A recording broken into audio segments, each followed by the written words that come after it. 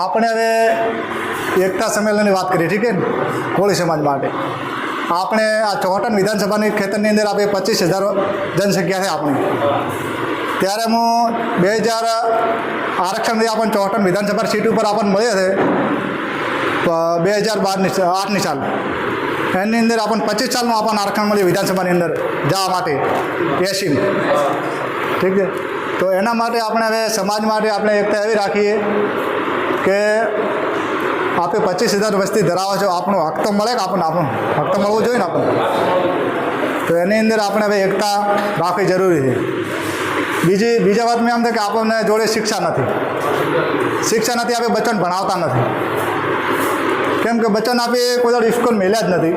મેલો તો આપણે 10 પાસ ભણાવો, 10 થી 12 ભણાવો, પણ ભણાયા હાટે મતલબ નથી. શિક્ષા લેવી જરૂરી છે, પણ એની અંદર આપણને આગળ હલન ચલનવાળો માણસ તો જોવે ને આપણે. કોઈ સરપંચ જોવે, કોઈ MLA જોવે, કોઈ MP જોવે, સાંસદ તો કોઈ બી જોવે ને. એના માટે આપણે કોઈ માણસ છે નહીં. આપણે કમસે કમ સમાજને આગળ લાવવા માટે આપણો માણસ પહેલો મજબૂત કરવો પડશે સમાજનો.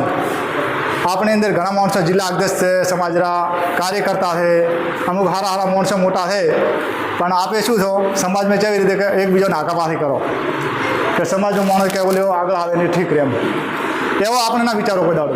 આપણે ભવિષ્ય માટે વિચારો. હું તો ગમે એવો માણસ, હું 2023ની ચોહટન વિધાનસભા સીટ ઉપર હું ચુનાવ લડ્યો હતો. ત્યારે મને ભાજપવાળા મારા જોડે આવ્યા હતા કે પાર્ટી કે તમે મને સમર્થન આપો, ઠીક છે ને. પણ સમર્થન એમ કે આપણે સમાજ માટે મેં જોયું તો સમાજ કદાચ રીતે આપણને સમર્થન આપે તો આપણે સાથ રહીએ ને આપણે મજબૂતી ચુનાવ લડો. એના અંદર આપણે સમાજ આપણા સાથે ઊભી ના રહી. એની અંદર પહેલો સવાલ મને સમાજ શું કર્યો, તમે કેને પૂછીને ફોર્મ ભરાયું? એ સમાજને આગળ આપણે જવાબ ના મંગાય. કેને પૂછીને ફોર્મ ભરાયું? બીજા વર્ષ મેં કે આપણા સમાજના માણસો કાર્યકર્તા ફરીને વાતો કરે કે આપણને પૂછે નહીં ને આપીએ ભેળા ફરવા જવાની જરૂર નથી કે. તો આગળના ઉમેદવાર 4 ઊભા હોય, 5 ઊભા એવું આપણને નથી પૂછતા, તો આપણે પૂછવાનું જોઈએ ના આવે. કોઈ પોતાની જાતિ ઉપર કોઈ લડતો નથી. તો બીજોને આખો સમાજ 36 ભેગા થઈને લડે છે.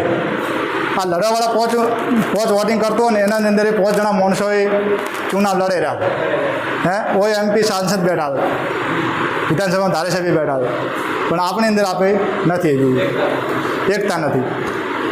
એકતા માટે આપણે સમાજ ખાસ કરીને તો સમાજને શિક્ષા આલો, છોકરાઓને બચ્ચોને